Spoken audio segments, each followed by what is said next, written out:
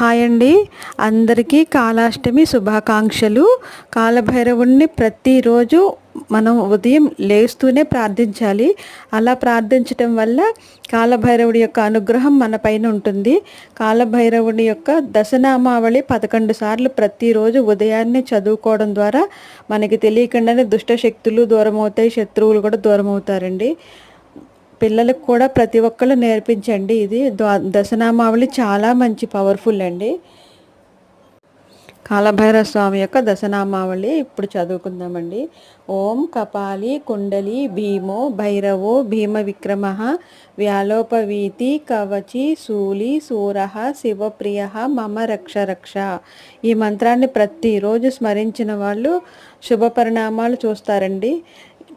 Video నచ్చితే like చేయండి, నాకు కామెంట్ చేసి చెప్పండి. ఈ మంత్రం చాలా పవర్ఫుల్, చాలా మంచిది. అందరూ నేర్చుకొని